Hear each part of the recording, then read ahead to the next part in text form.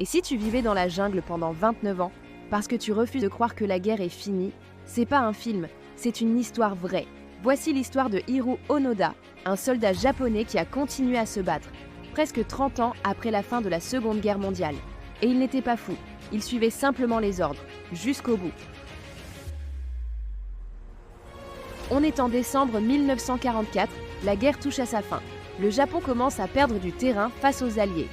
Mais sur l'île philippine de Lubang, un jeune officier japonais nommé Hiroo Onoda, 22 ans, reçoit une mission très spéciale. Tu dois défendre l'île, ne jamais te rendre. Même si tout le monde meurt, tu n'as pas le droit de mourir tant que tu n'as pas d'ordre direct venant de tes supérieurs. Il obéit et s'enfonce dans la jungle avec 3 autres soldats. Ils pensent tenir quelques mois. Ils tiendront 29 ans. En août 1945, le Japon capitule. La guerre est officiellement terminée, mais Hiroo et ses hommes n'y croient pas. Quand ils trouvent des tracts largués depuis les airs annonçant la fin de la guerre, ils pensent à une ruse américaine, de la propagande, un piège. Alors ils continuent, à se cacher, à voler de la nourriture, parfois même à tirer sur les villageois qu'ils croient être des espions. Ils vivent dans la jungle, réparent leurs uniformes avec des feuilles, se nourrissent de ce qu'ils trouvent. Ils sont convaincus que le Japon compte encore sur eux. Les années passent, la solitude grandit. Un à un, les compagnons d'Onoda meurent ou se rendent. En 1950, un soldat se rend. En 1954, un autre est abattu.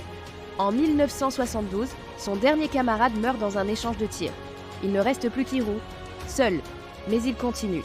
Toujours fidèle à son ordre, tu ne te rends pas, tu continues la mission.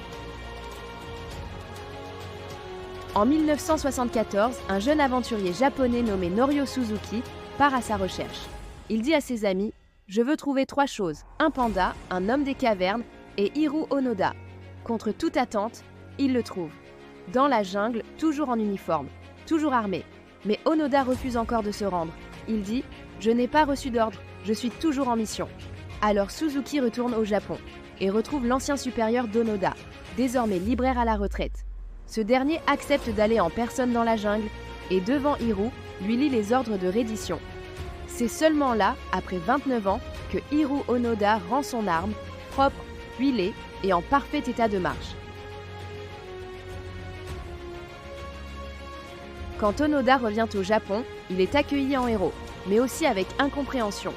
29 ans ont passé, le Japon a changé. L'armée n'existe plus comme avant, les jeunes ne comprennent pas ce dévouement extrême. Lui, il découvre un monde qu'il ne reconnaît plus et se dit « Je suis un dinosaure, je n'ai pas ma place ici ». Il part vivre au Brésil, élevant du bétail, mais finit par revenir au Japon dans les années 2000, où il fonde une école de survie pour jeunes en difficulté.